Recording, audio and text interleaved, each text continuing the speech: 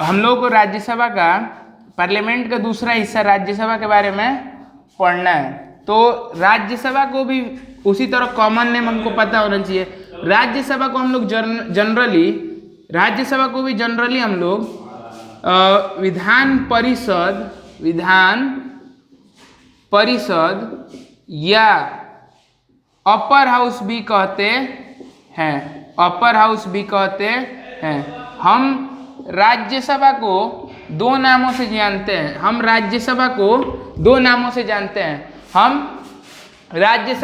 नामों से जानते हैं, विधान परिषद और अपर हाउस। अब देखिए, दूसरा बात किया जाए इसके सदस्यों के बारे में, तो जो इसके सदस्य होते हैं, मेंबर्स होते हैं, इनका इलेक्शन, इनका जो चुनाव होता है वो अप्रत्यक्ष रूप से होता है। इनका चुनाव अप्रत्यक्ष रूप से होता है। कौन करता है? राष्ट्रपति करते हैं। कौन करता है? राष्ट्रपति करता है। और साथ में सेंट्रल के लोग जुड़े होते हैं, सेंट्रल गवर्नमेंट के लोग भी जुड़े होते हैं। तो पहला बात हमने राज्यसभा के बारे में ये पढ़ा कि राज्यसभा का दूसरा नाम क्या होता है? विधान परिषद या अपर हाउस। राज्यसभा का दूसरा नाम क्या होता है? विधान परिषद या अपर हाउस।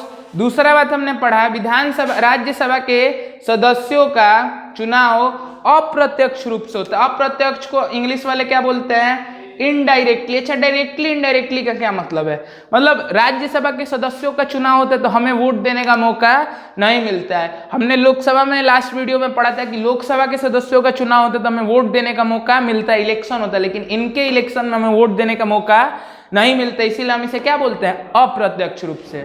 फिर बात किया जाए कि इनके सदस्य होते कितने हैं, तो राज्यसभा के सदस्यों की संख्या 245 होती है, जिसमें से 233 लोग तो कोई भी हो सकते हैं, लेकिन 12 ऐसे लोग होते हैं जिसको स्पेशली अपॉइंट किया जाता है बाई प्रेसिडेंट। ये लोग खास तौर पे राष्ट्रपति के द्वारा चुने जाते हैं।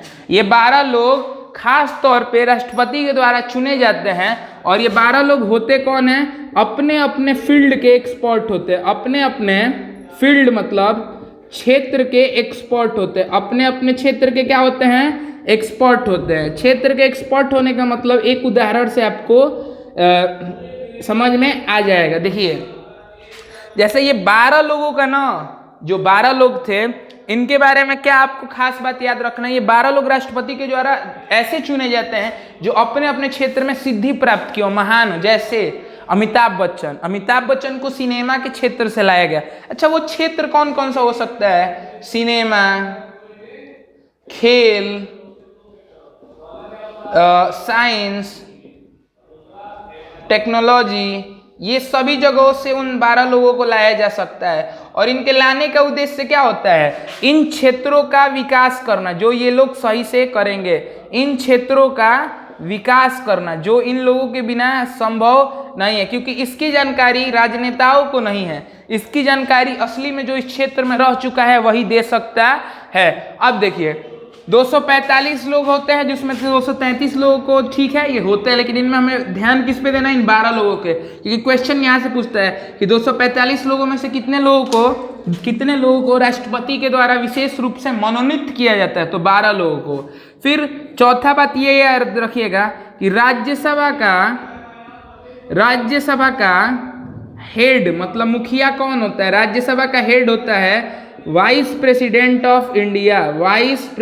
Of India. मतलब भारत के जो उप राष्ट्रपति हैं वही क्या होते हैं? प्रेसिडेंट होते हैं, हेड होते हैं किसके? राज्यसभा के। और इनको हम सभापति भी बोल देते हैं। कोई उम्मीद है आपको समझ में आ रहा होगा। हम इन्हें क्या बोल देते हैं? सभापति। ठीक है, तो राज्यसभा का हेड जो होता है उसे हम लोग सभापति भी बोलते हैं। ठीक, अभी कौन है हमारे वाइस प्रेसिडेंट? तो जयदीप धनखड़। कौन है? जयदीप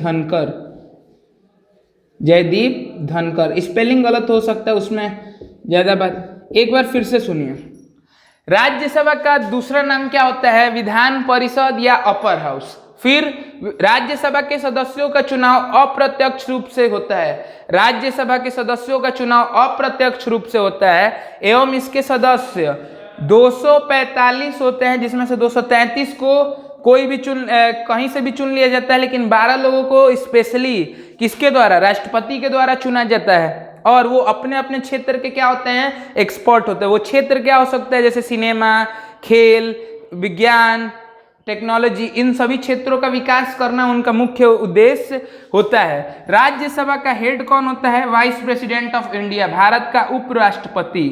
भारत का उपराष्ट्रपति जो अभी कौन है, जयदीप धनखड़। और उपराष्ट्रपति सभा, राज्यसभा के मुखिया को हम लोग एक अपने से नाम दे दिए हैं, चाहे संवैधानिक नाम दे दिया गया है सभापति।